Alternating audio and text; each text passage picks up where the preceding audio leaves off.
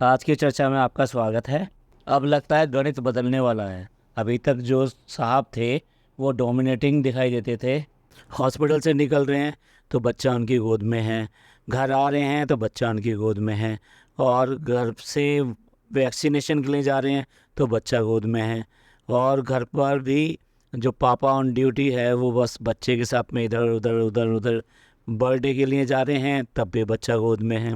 तो आपने देख देख के आप भी थोड़ा सा परेशान हो गए होगे कि भाई ये वाला सीन जो है ये पलटता नहीं है, और कब माँ के हाथ में आएगा, या कब लोग देखेंगे कि माँ जो है उस बच्चे को लेकर जा रही है। क्योंकि परफेक्ट पिक्चर जब भी बनती है कि जब माँ के हाथ में जो है छोटा बच्चा होता है और फादर उसको सहारा देता हुआ या उसके कंधे पे हाथ रखता हुआ।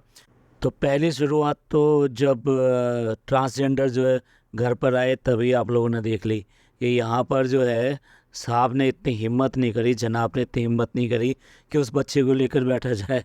मैं तो ये कह रहा हूँ कि अगर बैठते तो बहुत ही अच्छा होता है कि यूनिक फ़ोटो होती, वर्ल्ड की एक यूनिक फ़ोटो होती। दुनिया में ऐसी फ़ोटो देखने को नहीं मिलती। और ये जो कीर्तिमान है, ये जो रिकॉर्ड है, ये जो है जनाब के नाम पर जाता।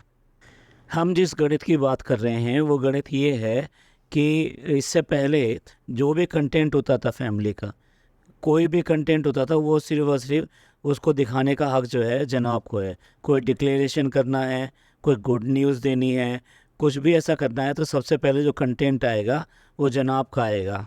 फैमिली में तीन ब्लॉगर, तीनों में से किसी को भी, मतलब बाकी सबको कोई भी ऐसी अथॉरिटी नहीं थी कि वो कोई भी बात शेयर कर सकें।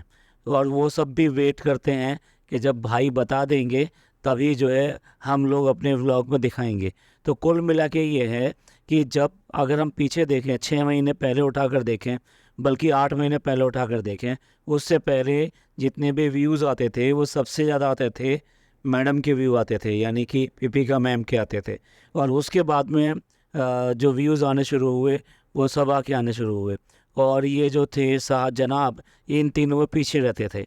और अब हम देखते हैं अगर पिछले महीने का ग्राफ, तो उसमें ये साहब जो है, जनाब जो हैं, वो क्योंकि कंटेंट्स सबसे पहले ये दिखाते थे और उसकी पहले हाइक बनाई जाती, कम्युनिटी पोस्ट लगा दी जाती, या जो भी कुछ है उसको दिखाकर, यानी कि पहले से ही उसके बारे में कुछ या तो अफवाह फैला दो, कोई शक डाल दो, इस तरह से कुछ भी ऐसा करो तो क्या होगा, व्यूवर्स जो है ज़्यादा वेट करेंगे और ज़्यादा देखने को मिलेंगे। तो इस तरीके से इन्होंने अपने हाइक पन्ना बना के अपने जो व्लॉग्स बनाए और डिक्लेरेशन खुद किया, और जो कमिटमेंट या कुछ भी ऐसा बोलना है, कुछ भी ऐसा बोलना है फैमिली का, तो वो इन्होंने ही दिखाया। तो क्या हुआ कि व्यू शिफ्ट हो गए इनके पास। और ये एक टाइम तो जो सब डब्बा है, डब्बा के व्यू से भी थोड़ा आगे निकल गए। लेकिन डब्बा जो है वो कुछ भी गई है, वो कंसिस्टेंट है। वो कंसिस्टेंट होने की वजह से उसका 2 दिन में अगर एक ब्लॉग आता है तो आता है, और ऐसा बहुत कम होता है कि जब 3 दिन में ब्लॉग आए। और अब तो लगता है कि शायद वो अल्टरनेट डे पे भी ब्लॉग डालेंगी, क्योंकि खर्चा बहुत ज़्यादा हो रहा है उनका। पिछले दिनों जब 2 की बजाय 3 दिन में ब्लॉग आया तो हमको तो लगने लगा कि ज़रूर जो है डब्बा की तबीयत ख़राब है। बहाने करते करते, कुछ दिखाते दिखाते घबरा रही हैं, तबीयत ख़राब है, फीवर आ गया, बाहर गए फीवर ठीक हो गया, शॉपिंग करने गए फीवर ठीक हो गया, घर पर आए फीवर हो गया। तो कुल मिला के ये है कि ये फीवर फीवर खेलते खेलते हुए असल में ही फीवर आ गया, और उसकी वजह से एक दिन व्लॉग लेट हो गया। लेकिन क्या है, मुंबई में आके फीवर नहीं आता है, तो वो सब कुछ ठीक है और व्लॉग अपना उसके बाद में आने लगा। तो हम जिस मैथमेटिक्स की बात कर रहे थे या जिस गणित की बात कर रहे थे, वो गणित ये है कि जो व्यूज़ आते हैं वो आज भी अगर मैडम का व्लॉग आता है तो वो ट्रेंडिंग में चला जाता है, यानी कि व्यूज़ बहुत आते हैं। तो कुल मिला के एक बार फिर प्लानिंग की गई है, क्योंकि अब क्या है, घर में काम तो है नहीं है। अब साहब का भी सीरियल बंद हो चुका है, अब तो उनको भी घर में ही रहना, फुल टाइम घर पे रहना है। तो इसमें देखा जाए तो सबसे ज़्यादा व्यू जो गेन करते हैं वो मैडम करती है। तो क्यों ना ऐसा किया जाए कि अब दोबारा से चाबी उनके हाथ में दे दी जाए, यानी कि अब जो मेन कंटेंट है वो पहले वो दिखाएं, उसके बाद में साहब दिखाएं। क्योंकि कुछ भी कह लीजिए, अब अर्निंग जब कम हुई है तो अर्निंग तो बढ़नी चाहिए ना, अर्निंग तो कम हुई है तो कैसे चलेगा। तो इसलिए ये प्लानिंग की गई है कि मैडम के व्यूज़ ज़्यादा आते हैं तो मैडम को व्लॉग ज़्यादा बनाने दिया जाए और कंटेंट भी वही दिखाएंगी, बाकी उसको फॉलो करेंगे और इस तरीके से जो भी कुछ है पैसा आएगा तो घर में ही आएगा। तो ऐसा लगता है कि अभी इस तरह की प्लानिंग चल रही है और आप आगे जल्दी ही देखेंगे कि जो मेन व्लॉग्स जो आएंगे वो मैडम के आएंगे।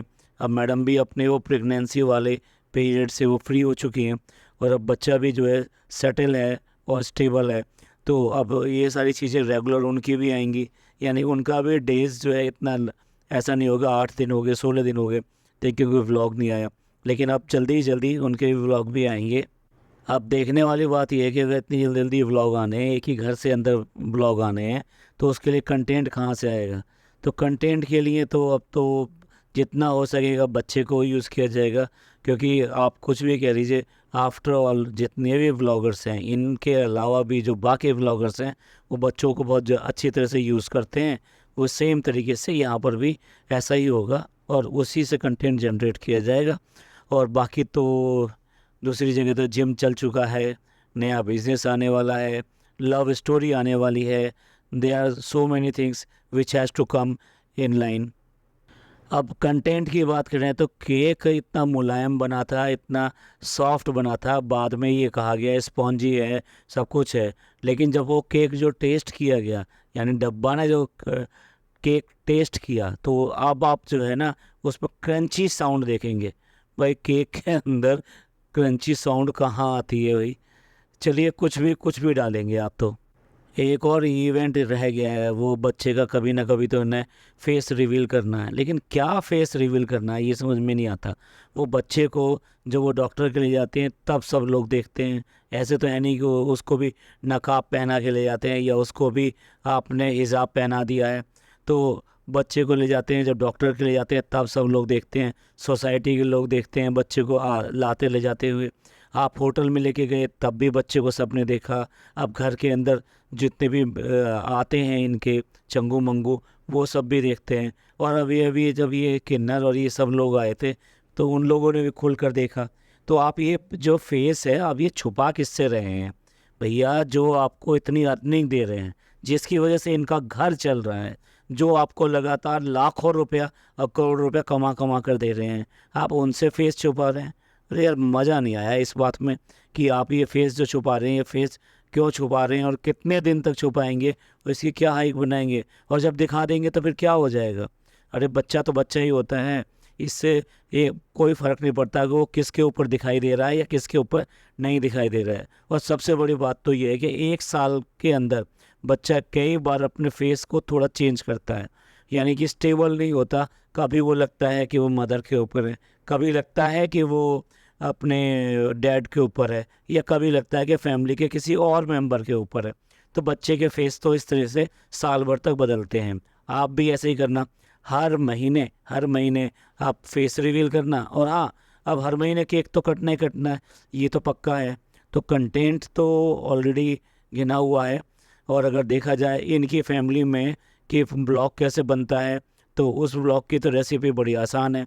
कुछ केक काट लीजिए, वो चाहे आपके यहाँ काम करने वाले आते हो उनके नाम से काट लीजिए, या फिर कोई इवेंट हो उसके नाम से काट लीजिए, बर्थडे कर लीजिए। और बढ़ाना है तो आप 10-10 दिन पहले तक केक काटना शुरू कर दीजिए, तो वो आपको 10 दिन का पूरा पूरा कंटेंट मिल जाएगा। आप शॉपिंग करने चले जाइए, आइकिया चले जाइए, बड़े बड़े शोरूम के चले जाइए, उनको दिखा दीजिए। कुछ और खाना पीना बना लीजिए।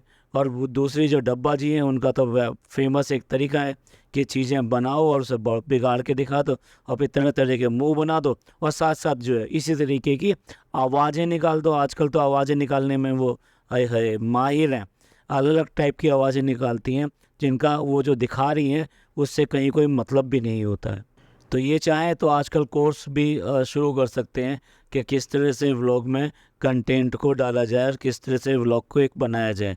चलिए लंबा हो गया, गणित को बात करते करते हम कहाँ पहुँच गए, और एंड करते हैं इस पॉडकास्ट में। मिलते हैं अगले पॉडकास्ट में।